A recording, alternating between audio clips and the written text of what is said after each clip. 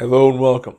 Today we're discussing how national liberalism forms the most powerful ideological bloc and historical formation in history and in contemporary times. Most Western states are captured by some version of national liberalism. And this doesn't necessarily mean that they're all left wing, they're actually centrist. And even national liberalism, as is known in Israel, the Likud party with Bibi Netanyahu, it's called the National Liberal Movement. They're national liberals and they're actually right wing. They're actually hardcore right wing in Israel. But liberalism, national liberalism, in each of the Western states, Western nations, in Britain, in Canada, even in the United States, national liberalism was the original historical formation of revolution. The American Revolution itself was a national liberal movement at the highest levels of the founding fathers themselves, what political philosophy they subscribed to themselves. The American founding was a national liberal foundations and historical formation. And Britain through the 19th century, it was the liberals in the center. The conservatives were kind of weak on the right wing, and the radicals and socialists on the left wing were also kind of weak. It's actually the liberals down the center of the political ideology and spectrum that contained all the potent force of reformation and of political power. There's four senses in which I will speak. I will speak first of national liberalism as historical formations of governments in history and in our own contemporary times. The first point is national liberalism is the actual historical formation of most Western governments. The second is it has the most powerful political philosophy behind it. The political philosophy of the thinkers backing it up is the most powerful. Most of the political philosophers in the West that are potent are of national liberal character. Third is the strata. The strata of people that come to back up a liberal government is always the most educated, most high intellect, most competent professionals that back up a liberal government. Even though we would like right wing populist governments to do well, they're mostly backed up by people that are not very educated. And I sympathize with the right wing conservatives and national populism in my countries because I am of this ilk. But the fact of the matter is, the third point is that the strata that backs up a national liberal government is usually the most competent and educated strata of the population. And fourth is that historically, national liberalism, if you conceive of the political spectrum, the political ideology as left wing is it's a bird. Let's say the spectrum is a bird or an eagle. Let's say it's an eagle. I'm not joking when I say this. The left wing is the radicals and socialists. The right wing is the conservatives and national populists. And in the center, the central nervous system, the head and the spine of the political beast, the political spectrum is liberalism in the center, forming the head and the spine of the whole political beast. And there's a certain segment of people that control both left and right wing. We all know who they are, and they make up both the communists and the financial capitalists. But financial capitalists most align with national liberalism, although they control both sides of the dialectic. They control the left wing communists. They finance and back up all the communist revolutions when they can be the controllers of those revolutions. And the right wing is always the national populism and the fervor of national populism and people's politics. People's volkish politics is always captured also by the centrist financial capitalists who they play both sides of the dialectic and they pull the strings, right? But the 4 points, I'll say it again. National liberalism is the historical formation of most Western governments in our own times and in history. Second, second, it's the most potent political philosophy on the market of ideas, the marketplace of ideas. Third, it's backed up by the most educated and intelligent strata of society. They form the cadres of academics and deep state and administrators in the federal bureaucracy, the administrative state. And fourth is that it just theoretically it forms up this, and really it forms up the center, the head, and the spine of this political spectrum bird or beast that you see. The political spectrum beast is formed up in the center by national liberalism. And I will say that Max Weber is one of my favorite historical metaphysicians. He's a German, and he died in 1920. He was born, I think, he was 56 when he died, so he was born 1870, 1864, somewhere in there. He was the best sociologist. He's the founder of sociology, but he was also a historian, a jurist, a legal scholar, a historian, and a sociologist and a philosopher. And he ended up being a national liberal himself, and his was the strongest centrist position. The centrist is always the strongest point in any political domination. Even Stalin within the Bolshevik faction was a centrist, right? You're always a centrist because you amalgamate, concentrate all power to yourself, and you keep it up to yourself, and you concentrate in the center, and you get the most votes, you get the most support by taking a centrist position. That's what national liberalism is. It had the radicals and the left wing, the communists on one side in Britain. In the 19th century and 20th century, the radicals were pushing on one side, and the left wing, they had a lot of energy behind them, but not a lot of potent force. And on the right wing, the conservatives were always trying to advocate their side, but they can never have the potency of the liberals in their country. And just even historically speaking, we can look at two Anglosphere politics in Canada and my own country. Liberals dominated the 20th century. They're dominating the 21st century. They form up the most powerful governments in Canadian history. They get majority government after majority government, minority then majority. I think Mark Carney is one of the elite handlers. You don't get to be head of the Bank of Canada and head of the Bank of England unless you're one of the elite controllers of globalism in the world. And he is a liberal government now. He's a brilliant man. I disagree with all the left wing politics, all the crazy fanatical left wing ideology, but that's mostly cultural Marxism and postmodernism. Mark Carney as a national liberal is probably the most brilliant prime minister we've ever had. I don't say this because I like him. I say this because it's a statement of fact, a description of the fact that Mark Carney is probably the most potent prime minister we're going to have for a long time. And brilliant because he's a central banker. Like, you don't get much more intelligent in the world system than being a central banker, head of the Bank of England, the bank of the world.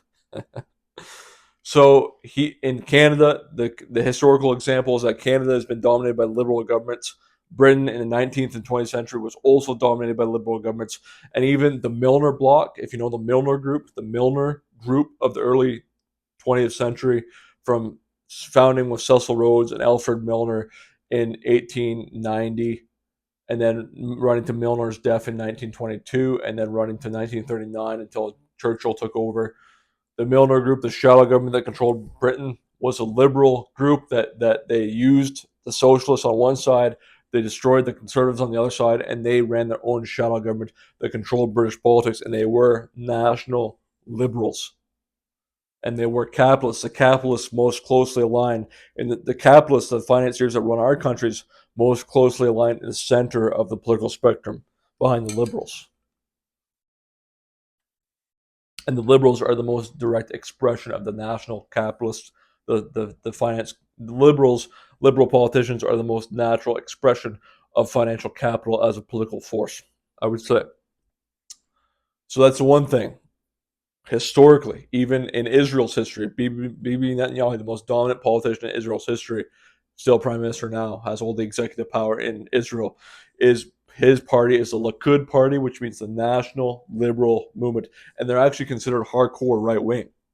They're national liberals, but they're considered a hardcore right wing. So Max Weber started the party. I think he started some sort of liberal party, but it wasn't effective in Weimar Germany because they don't have the same.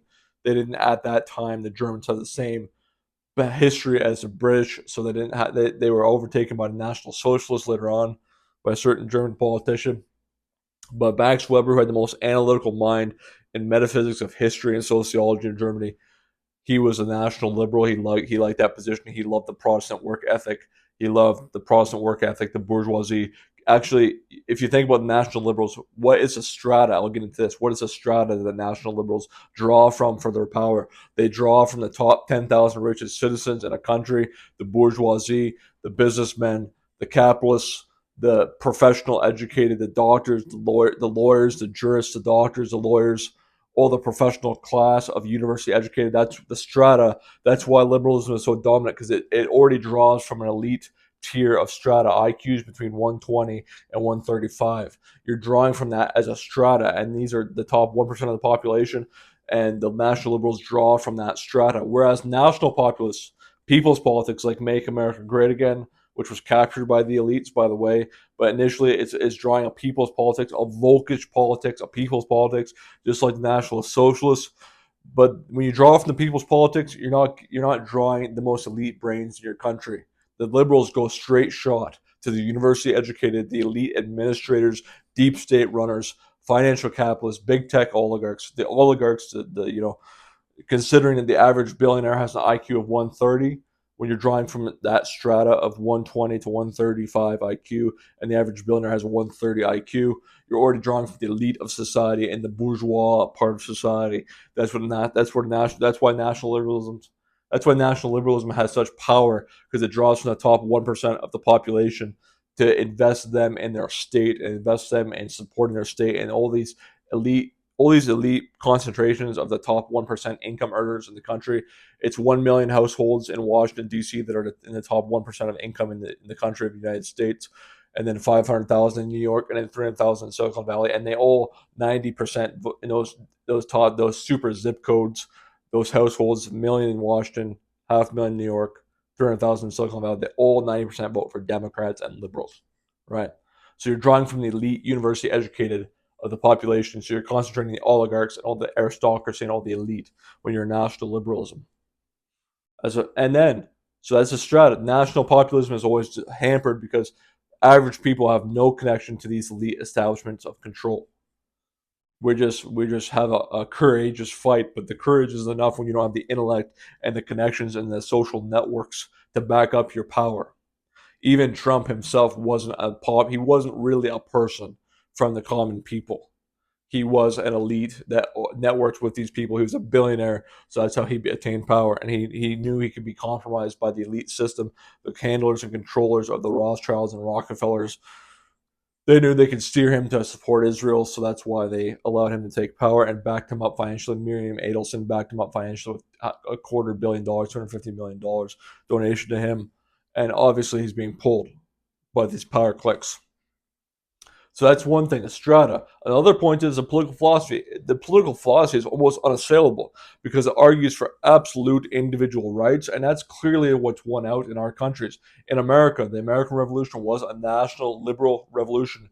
Rights of man, liberty of man, absolute negative rights that you cannot infringe upon the rights of an individual person in that society. That's what the Constitution is. It's a set of principles and negative rights. The American Constitution, the Bill of Rights especially, is a set of negative rights. I want to say 10. I don't know how many are in that thing. 10. I think it's 10, but I might be wrong on that. It might be more than 10, maybe 15. But anyways, it's the Bill of Rights is negative rights that each individual person in that society is supposed to be free of the constraints of government destroying them, right? Negative rights. That's liberalism. That is liberalism. The monarchs there's either a revolution to replace the monarchs with liberalism, national liberalism as in the American Revolution, or even in Russia, it happened before the communists took over. Kerensky's government in Russia was a liberal government that revolted against the czars. In Britain, the monarchs ceded power to the liberals. And so all original revolutions in the West were liberal revolutions, even as a historical formation. So the political philosophy is most strongly adhered to in our constitutions in Western liberal democracies. They're called liberal democracies for a reason. It's a political philosophy that backs up the rights of man.